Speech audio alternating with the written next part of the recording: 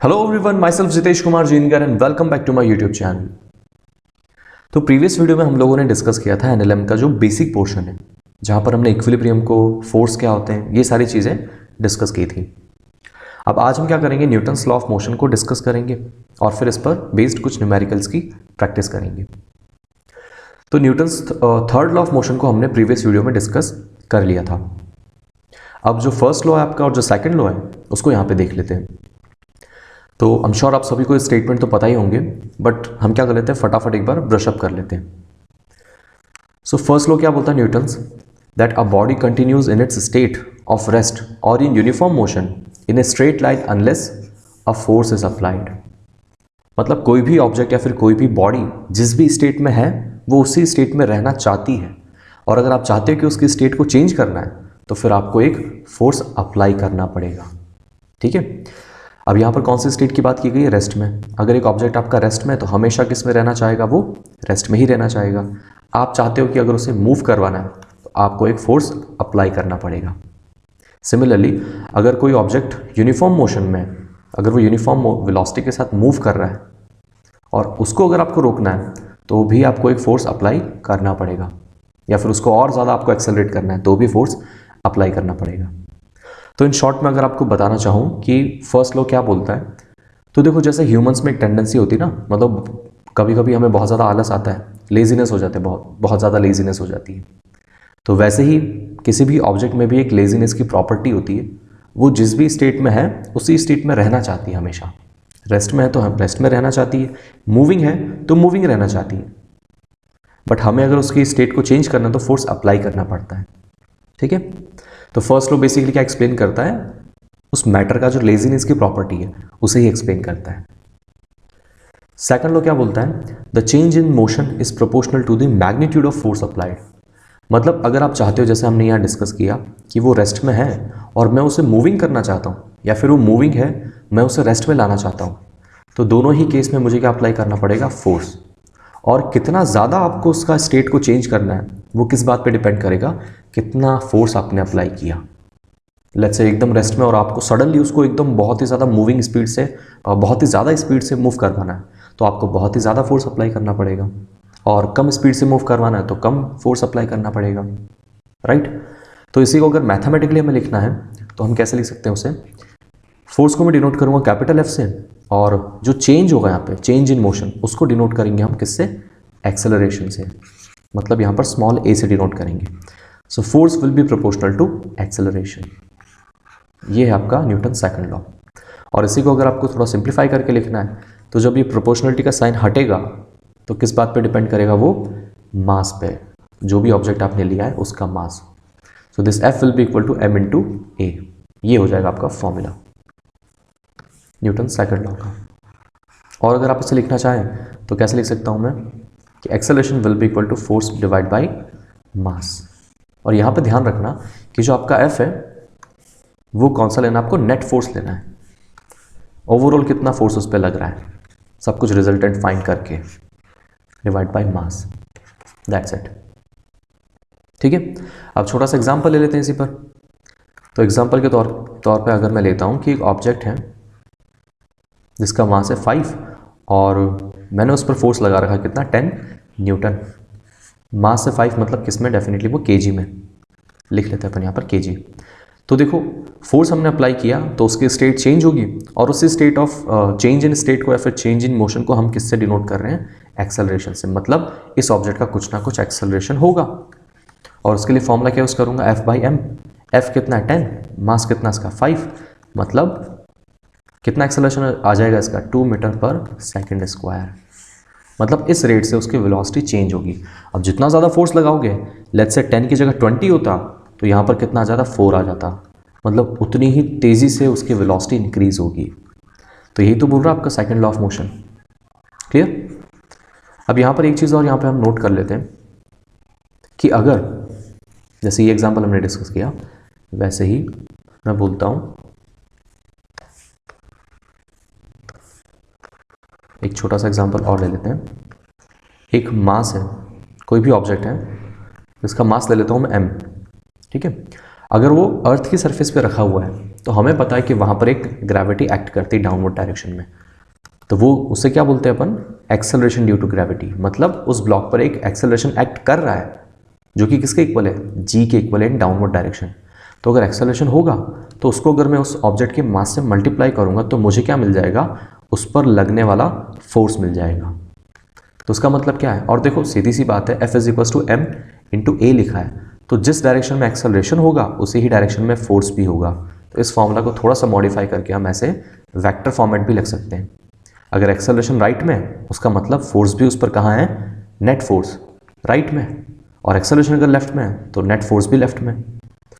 अब इस मास पर जो एक्सेलरेशन लग रहा है वो नीचे लग रहा है, तो फोर्स भी कहाँ लगेगा, इस पर नीचे ही लगेगा। कितना, F is equal to M into A, मतलब m इंटू ए कितना है, तो g के इक्वल, तो इस पर फोर्स कितना लगेगा, m g।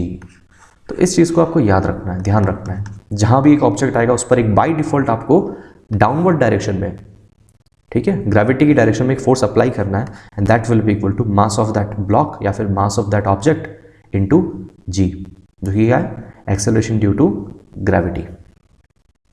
क्लियर। तो ये हमने फर्स्ट लॉ और सेकंड लॉ डिस्कस किया। अब न्यूमेरिकल्स की प्रैक्टिस कर लेते हैं फटाफट। तो यहाँ पे एक क्वेश्चन है, बहुत ही बेसिक सा क्वेश्चन। दो ब्लॉक आपको दे रखे 4 kg और यहाँ पर एक 2 kg। 4 kg पे लेफ्ट हैंड साइड पर ऐसे राइट हैंड डायरेक्शन में 20 न्यूटन फोर्स अप्लाई कर रखा है, और 2 kg पर 2 न्यूटन फोर्स अप्लाई कर रखा है लेफ्ट डायरेक्शन में। यहाँ पर आपसे पूछा जा रहा है कि भाई ऑब्जेक्ट, जो ब्लॉक्स हैं आपके 4 और 2 kg, उनका एक्सेलरेशन फाइंड करो सबसे पहले, और उसके बाद 4 और 2 के बीच में आप देख सकते हैं एक सरफेस कॉमन सरफेस है, मतलब ये दोनों फिजिकली कांटेक्ट में है। तो जहाँ भी फिजिकल कांटेक्ट होता है वहाँ पर एक नॉर्मल रिएक्शन एक्ट करता है, तो उसी नॉर्मल रिएक्शन की भी आपको वैल्यू फाइंड करनी है। तो देखो इस टाइप के जहाँ भी क्वेश्चन आ जाए ना, तो वो जो हमने ऊपर फॉर्मूला लिखा था, A is equal to F net upon M, इसी को यूज़ करेंगे हम एक्सेलरेशन फाइंड करने के लिए। अब यहाँ पे आपको कन्फ्यूजन क्या हो जाएगा कि यार फोर्स कौन सा लें, है ना, 20 न्यूटन इधर लग रहा है, 2 न्यूटन इधर लग रहा है, तो एफ नेट कौन सा लेंगे। तो सबसे पहली ऑब्जर्वेशन आपको क्या करनी है कि मान लेते हैं, क्योंकि देखो यहाँ पर साफ साफ दिख भी रहा है 20 न्यूटन बड़ा है किससे, 2 न्यूटन से, तो डोमिनेट कौन करेगा, ये करेगा, मतलब 20 न्यूटन इस पूरे सिस्टम को 4 kg को राइट में पुश करेगा, बट 2 न्यूटन इतना ज़्यादा है नहीं, तो वो इतना कर नहीं पाएगा लेफ्ट में पुश, तो ओवरऑल मोशन 4 kg का कैसे होगा, राइट में।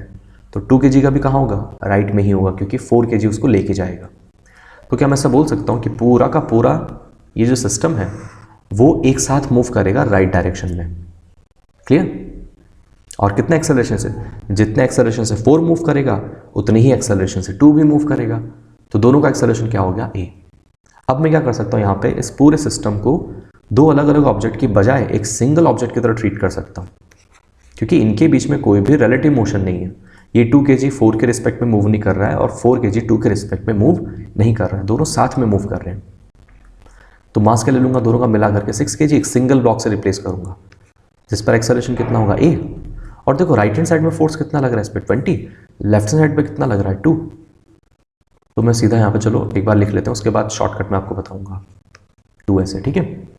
तो अगर इसका एक्सेलरेशन आपको फाइंड करना है तो क्या फॉर्मूला बताया, एफ नेट डिवाइड बाई मास। अब देखो एफ नेट कौन सा होगा, तो इस 6 kg पे 20 राइट में लग रहा है, 2 लेफ्ट में लग रहा है, तो क्या मैं बोल सकता हूँ कि जो नेट फोर्स होगा वो 20 - 2 होगा, जो बड़ा है उसमें से छोटे को माइनस करना पड़ेगा। तो इसलिए मैं इस फॉर्मूला को थोड़ा सा और मॉडिफाई कर लेता हूँ, और यहाँ पे मैं लिखूंगा F net will be equal to D F minus O F divide by M. अब डी एफ क्या है यहाँ पर, तो डी एफ का मतलब है ड्राइविंग फोर्स, ड्राइविंग फोर्स, और ओ एफ का मतलब क्या है, अपोजिंग फोर्स, अपोजिंग फोर्स।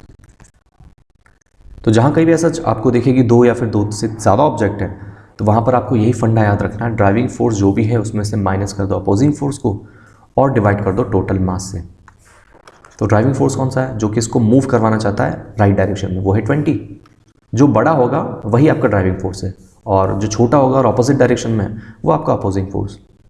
तो 20 माइनस क्या कर दूंगा 2 डिवाइड बाई 6, तो कितना हो जाएगा 18/6, मतलब 3 मीटर पर सेकेंड स्क्वायर। तो सिस्टम का एक्सेलरेशन मुझे मिल गया।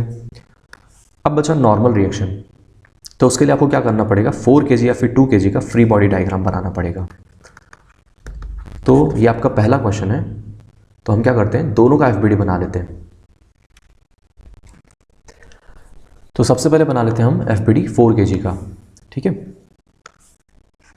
तो 4 kg ब्लॉक पर लेफ्ट डायरेक्शन में राइट डायरेक्शन में फोर्स लग रहा है 20 न्यूटन। अब देखो नॉर्मल रिएक्शन की डायरेक्शन आपको कैसे यहाँ पर आइडेंटिफाई करनी है, तो 4 kg चाहता है 2 kg को आगे की तरफ मूव करवाना, है ना। तो 2 kg क्या करेगा, मतलब 4 kg 2 पर आगे की तरफ फोर्स लगाएगा, तभी तो 2 kg आगे मूव करेगा। तो 2 kg भी क्या करेगा, 4 kg पर पीछे की तरफ फोर्स लगाएगा। Newton's third law, every action is equal and opposite reaction. मतलब 4 kg पे कैसे फोर्स लगने वाला है, नॉर्मल रिएक्शन ऐसे n। और सिमिलरली अगर आपको 2 kg का एफबीडी बनाना है तो वो क्या हो जाएगा, 2 kg लेफ्ट डायरेक्शन में फोर्स लग रहा है 2 न्यूटन, और 4 kg इस पे लगाएगा राइट डायरेक्शन में नॉर्मल रिएक्शन, कितना, उतना ही जितना 2 ने 4 पे लगाया। तो ऐसा कुछ एफबीडी बनेगा। अब देखो दोनों ही ऑब्जेक्ट साथ में चल रहे हैं सेम एक्सेलरेशन से, तो उसका भी एक्सेलरेशन कितना होगा 3, और इसका भी राइट डायरेक्शन में एक्सेलरेशन कितना होगा 3 ही होगा।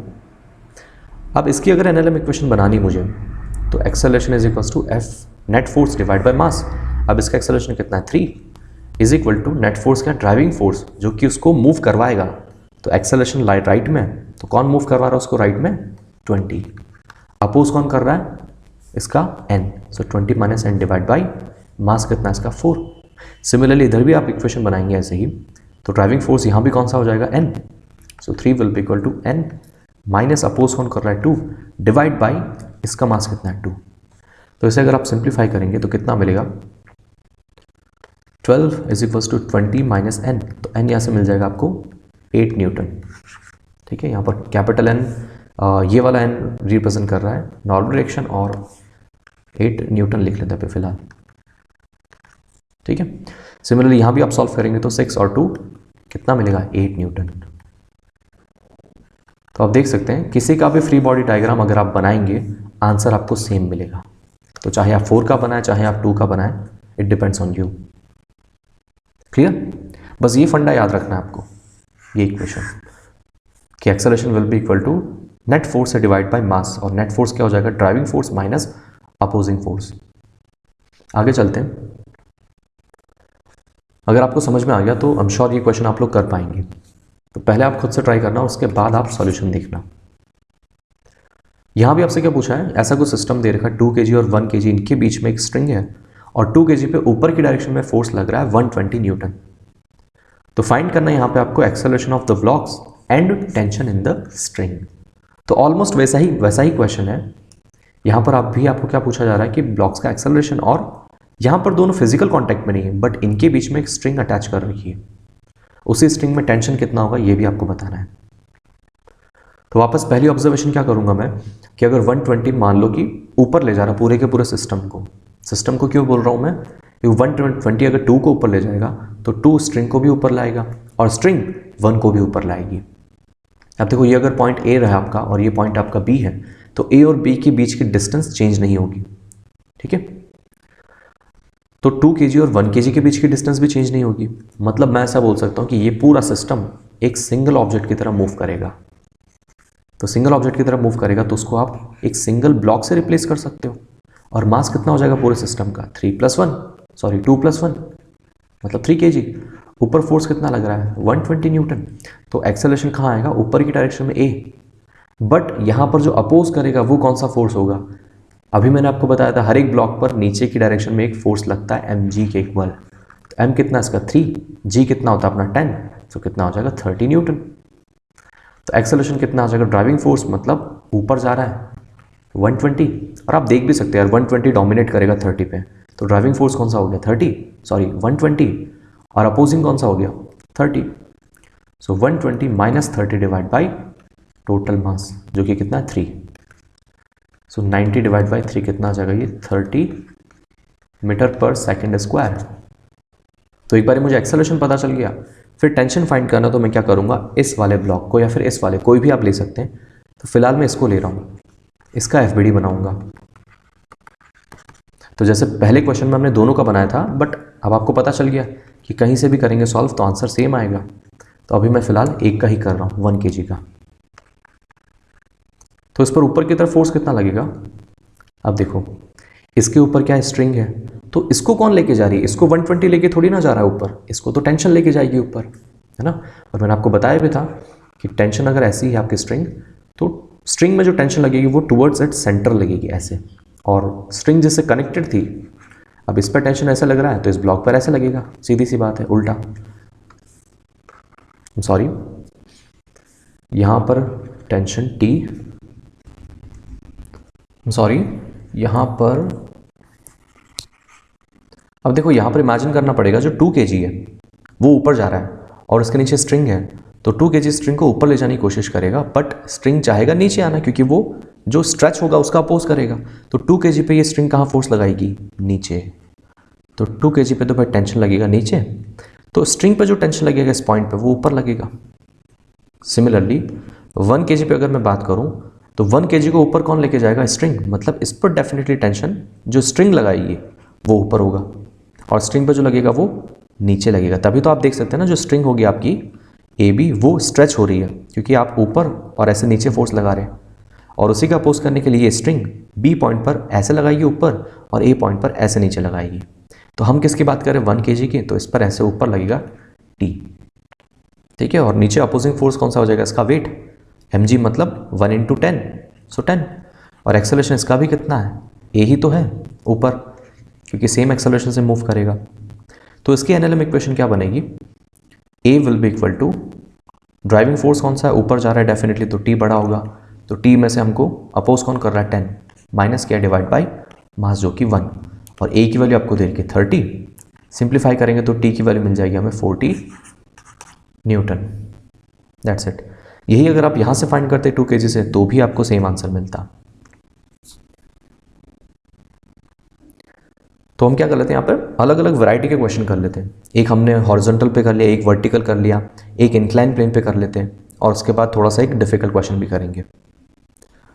अब यहाँ आपको दे रखा है एक इंक्लाइन प्लेन ऐसे, ठीक है, जो कि फ्लोर पे रखा हुआ है रेस्ट पे, ऐसे कुछ इंक्लिनेशन दे रखा 30 डिग्री, उस पर 4 kg और 2 kg ब्लॉक ऐसे चिपका के रखे हुए हैं, और कहीं कोई फ्रिक्शन नहीं है। अभी तक हमने डिस्कस नहीं किया फ्रिक्शन, तो किसी भी क्वेश्चन में फ्रिक्शन नहीं है। तो अगर सिस्टम को रिलीज करता हूं मैं यहां से, तो आपसे पूछा जा रहा find the acceleration of blocks and the normal reaction between the blocks. Same question. तो देखो फिलहाल हम क्या मान लेते हैं यहां पर कि वही के सिस्टम एक सिंगल ऑब्जेक्ट की तरह मूव करेगा। अब सिंगल ऑब्जेक्ट की तरह मूव करेगा मतलब कितना मास हो गया टोटल? 4 + 2 6 kg, ठीक है। अब देखो इस पर जो वेट लगेगा वो नीचे लगेगा mg, तो उस mg के 2 कंपोनेंट आएंगे।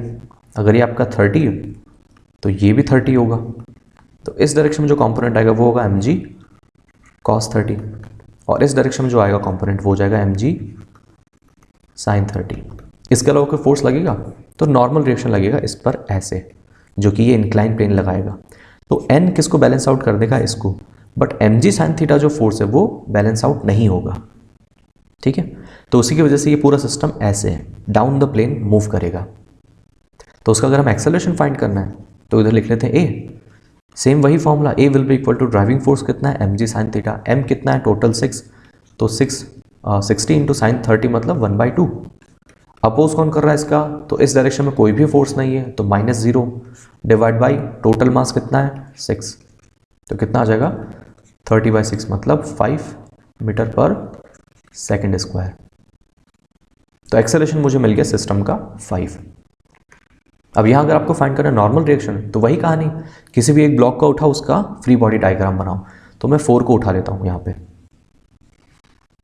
तो फ्री बॉडी डायग्राम, तो 4 का अगर FBD बनाएंगे हम, तो जो mg sin थीटा यहाँ पे लग रहा था डेफिनेटली इस पर भी लगेगा वो, बट यहाँ पर m की वैल्यू कितनी हो जाएगी? क्योंकि अब हम सिर्फ 4 kg की बात कर रहे हैं, तो m कितना हो जाएगा यहाँ पे? 4 × g मतलब 40, sin 30 मतलब 1/2। क्लियर? और कोई फोर्स इस पे इस डायरेक्शन में लगेगा n, और इस डायरेक्शन में लगेगा mg cos 30, बट वो क्या कर लेंगे? इसको बैलेंस आउट कर लेंगे, और वो हमारे अभी इंटरेस्ट में भी नहीं है, क्योंकि हमें इस डायरेक्शन में फाइंड करने फोर्स। क्लियर? तो ये जो ब्लॉक है आपका ऐसे मूव कर रहा है डाउन द प्लेन, किस एक्सेलरेशन से? a से। तो इसके लिए एनएलएम इक्वेशन क्या बनेगी? a will be equal to driving force कितना है? 40 × 1/2 मतलब 20, अपोज इसको भी कोई नहीं कर रहा है, I am sorry, normal direction तो हमने बनाया ही नहीं। अब देखो यहाँ पर कहाँ होगा नॉर्मल डायरेक्शन, मुझे अगर नहीं पता है तो मैं क्या कर लेता हूँ, मान लेता हूँ, मान लेते हैं कि भाई इस पर जो नॉर्मल डायरेक्शन लग रहा है वो कुछ ऐसे लग रहा है, भाई 2 kg को धक्का दे रहा है, ऐसा अज्यूम कर लेते हैं, ठीक है। अगर हम सही हैं तो इसी डायरेक्शन में आंसर आएगा, और नहीं तो अपोजिट डायरेक्शन में आ जाएगा। So acceleration will be equal to 20। अब देखो n क्या कर रहा है, वो इसी की डायरेक्शन में, मतलब वो भी एक ड्राइविंग फोर्स है, तो 20 प्लस क्या लिखना पड़ेगा मुझे, n, और इसका कोई अपोज कर रहा है नहीं, तो 0 डिवाइड बाई मास कितना हो जाएगा 4, और एक्सेलरेशन की वैल्यू कितनी है 5, तो 20 plus n is equal to कितना मिलेगा 20, मतलब क्या हो गया, n की वैल्यू 0 आ गई। अब आप बोलोगे सर अगर n को मैं ऐसे लेता तो डजेंट मैटर, यहाँ पे आप क्या लिख लेते, 20 माइनस n लिख लेते, फिर भी आपको क्या मिलता है, n 0 ही मिलता। क्लियर? इसका मतलब क्या, नॉर्मल डायरेक्शन इन दोनों के बीच में 0 है। अब देखो यहाँ अगर आप थोड़ा सा अगर फोकस करते हैं तो इतना सॉल्व करने की ज़रूरत भी नहीं थी। वो क्यों नहीं थी, क्योंकि जैसे किसी ऑब्जेक्ट पर अगर मैं 8 kg ले लेता हूँ यहाँ पे, और एक दूसरा वेट ले लेता हूँ 2 kg, इस पर कितना एक्सेलरेशन लगेगा डाउनवर्ड, g ही लगेगा, इस पर कितना लगेगा, g ही लगेगा। तो अगर कोई एयर रेजिस्टेंस नहीं है तो सेम टाइम में सेम डिस्टेंस ट्रैवल करेंगे, और सेम टाइम में इनकी वेलोसिटी भी क्या होगी, सेम ही होगी, तो मतलब दोनों एक ही साथ मूव करेंगे। तो वैसे यहाँ भी कुछ होगा, 4 kg पर कितना एक्सेलरेशन लगेगा इस डायरेक्शन में, g sin 30, और 2 पर भी कितना लगेगा, इधर ही लगेगा, और वो भी कितना होगा, g sin 30, मतलब दोनों का एक्सेलरेशन सेम और कोई फ्रिक्शन नहीं है, तो इनकी वेलोसिटी किसी भी टाइम पे आप फाइंड करेंगे तो सेम आएगी। अब किसी टाइम पर इसकी वेलोसिटी अगर 5 है इधर और इसकी भी 5 है, तो देखो नॉर्मल डायरेक्शन कब आता है, जब इन दोनों के बीच में कुछ फोर्स अप्लाई हो, जब या तो 2 kg 4 को पुश करें या फिर 4 kg 2 kg को रोक कर रखें, तब जाकर के नॉर्मल डायरेक्शन आएगा ना। बट अगर दोनों ही सेम वेलोसिटी से मूव करेंगे तो इनके बीच में कोई किसी को पुश नहीं कर रहा है, इसका मतलब नॉर्मल डायरेक्शन कितना होगा, 0। तो यहाँ से आप सीधा भी ऑब्जर्व करके ऐसे सॉल्व कर सकते थे, पर इट्स ओके कंप्लीटली, अगर आप ऐसे इक्वेशन सॉल्व करके करते हैं तो भी चलेगा। अब ये क्वेश्चन कर लेते हैं और उसके बाद एक लास्ट में डिफिकल्ट क्वेश्चन करेंगे जो कि एडवांस लेवल पे होगा। यहाँ पे आपसे पूछा जा रहा है find the tension in the string at point A, B और सी। ऐसे वर्टिकल मोशन हो रहा है, ऊपर 120 फोर्स लग रहा है 4 kg और यहाँ पर 2 kg है। फर्क क्या है यहाँ पे, जो स्ट्रिंग थी आपकी, अब उस स्ट्रिंग का एक मास है, पहले वो स्ट्रिंग क्या थी, मासलेस थी, और कितना मास दे रखा है आपको, 2 kg। तो इस केस में आपको बताना ए पॉइंट, बी पॉइंट और सी पॉइंट पर टेंशन कितना होगा। अब अगर देखो स्ट्रिंग आपकी मासलेस होती तो हमें पता है तीनों पॉइंट पर टेंशन क्या होगा, सेम होगा, बट यहाँ पर अलग अलग आएगा क्योंकि मास आपको दे रखा है। तो कोई दिक्कत नहीं, हमारा प्रोसेस क्या है, सबसे पहले सिस्टम का एक्सेलरेशन फाइंड करेंगे। अब यहाँ भी अगर आप देखेंगे तो पूरा का पूरा सिस्टम एक सिंगल ऑब्जेक्ट की तरह मूव करेगा और उसका एक्सेलरेशन कितना है, ए। तो वो सिंगल ऑब्जेक्ट कैसा दिखेगा आपको, 4 + 2 6, और इस बार आपको स्ट्रिंग का मास भी कंसीडर करना है, तो टोटल सिस्टम का मास कितना हो गया, 8 kg।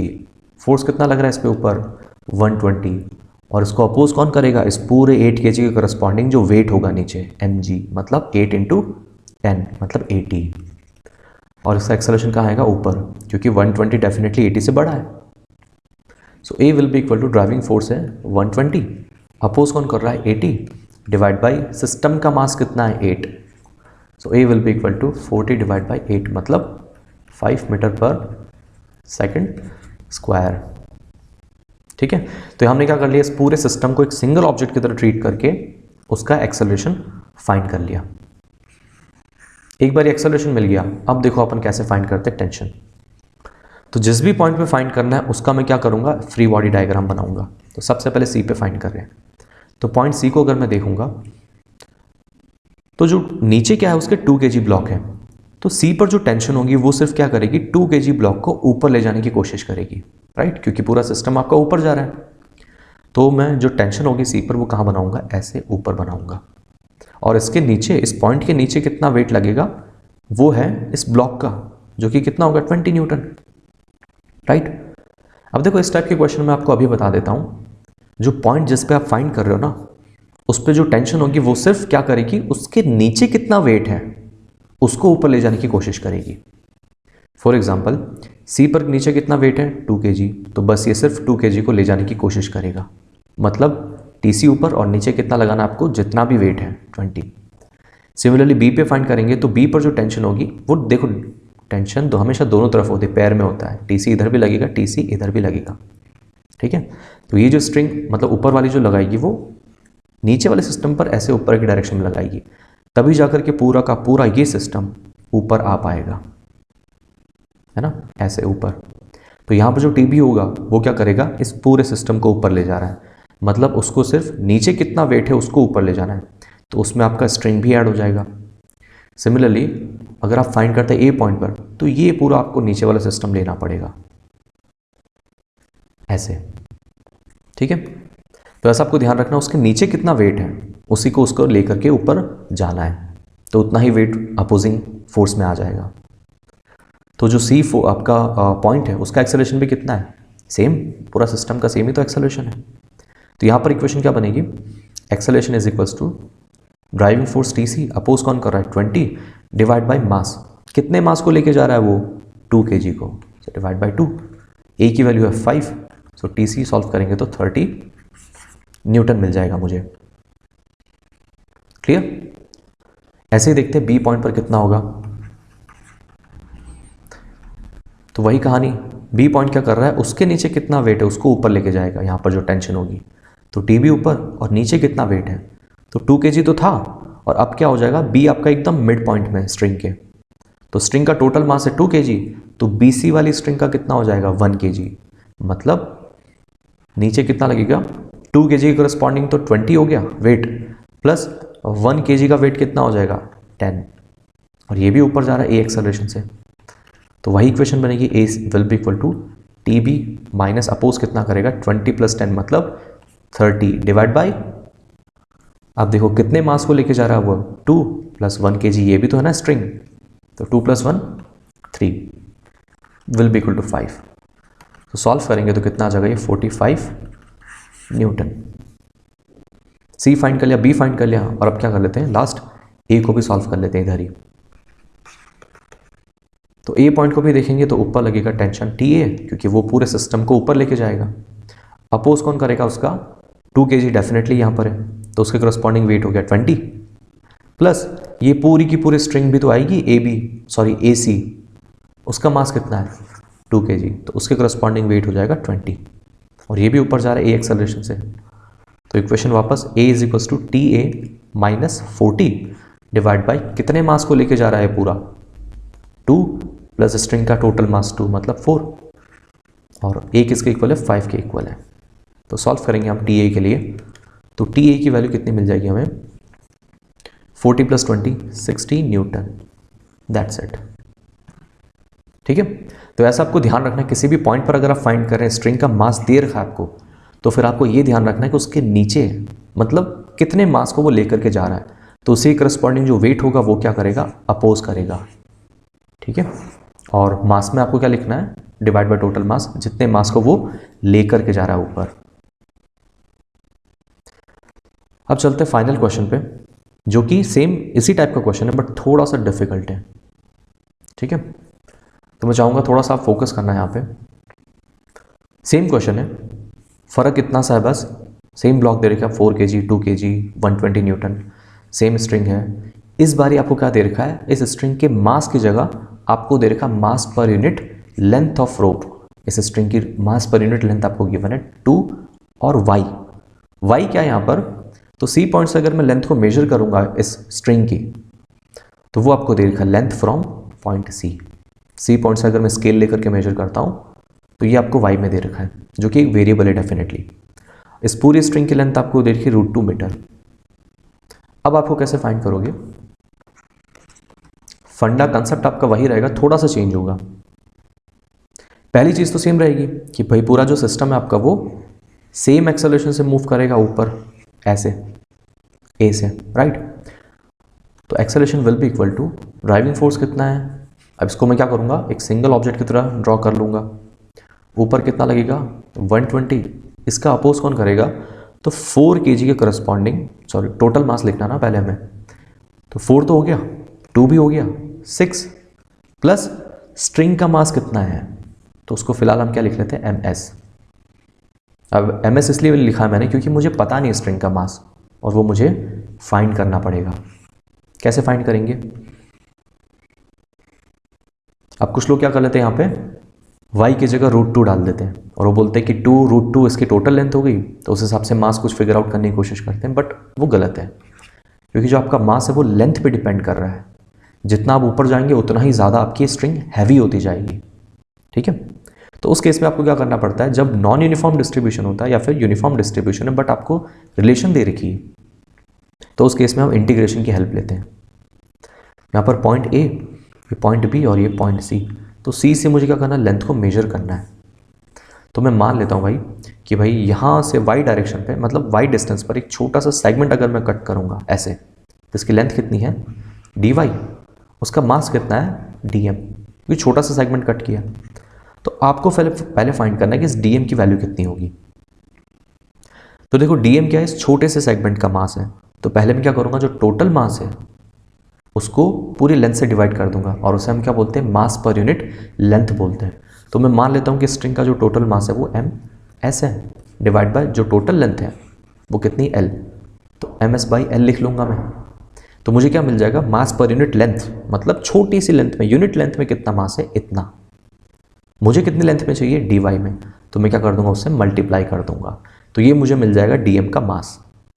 अब देखो क्वेश्चन में आपको मास पर यूनिट लेंथ तो गिवन है, मतलब M S upon L given है आपको कितना, 2y, तो उसको यूज़ कर लेते हैं यहाँ पर, 2y इंटू डी वाई। अब इसे इंटीग्रेट कर दूंगा मैं, ठीक है। तो लेफ्ट हैंड साइड क्या आ जाएगा, mass of string total M S will be equal to 2 as it is बाहर आ जाएगा और इंटीग्रेशन y डी वाई। कहाँ से कहाँ तक करना है, तो c से स्टार्ट करोगे तो यहाँ पर इस y की वैल्यू कितनी हो जाएगी, 0, और यहाँ पर कितनी होगी y की वैल्यू, टोटल लेंथ कितना हो गया, √2, सो 0 से लेकर के √2 तक इसे इंटीग्रेट करना है मुझे। सो एब S will be equal to 2, y का इंटीग्रेशन होता है वाई स्क्वायर बाई 2 और लिमिट 0 से लेकर के √2, तो ये कैंसिल आउट हो जाएगा, आपको क्या मिलेगा, √2 का स्क्वायर मतलब 2 माइनस 0 मतलब 2 kg। तो स्ट्रिंग का मास कितना मिल गया मुझे, 2 kg, जो कि पहले भी था बट इस बार ही आपको कुछ इस रिलेशन में था, दे रखा था, ठीक है। तो आपको पूरा इंटीग्रेट करना पड़ा। तो एम एस कितना आ गया, 2, मतलब टोटल वेट यहाँ पे कितना हो गया, मास 8 kg। तो अपोज कौन करेगा इस पूरे 8 kg करस्पॉन्डिंग वेट जो होगा, मतलब 80। तो एक्सेलरेशन का फॉर्मूला क्या हो जाएगा, driving force minus opposing 80 divide by total mass मतलब 8। तो अगेन 40/8 मिलेगा आपको, मतलब 5 मीटर पर सेकेंड स्क्वायर। तो इस बार भी सिस्टम का एक्सेलरेशन कितना हो गया, 5 मीटर पर सेकेंड स्क्वायर। तो जैसे पहले हमने किया था, हर एक पॉइंट पर हमें टेंशन फाइंड करनी है। तो स्टार्ट करते हैं सी से।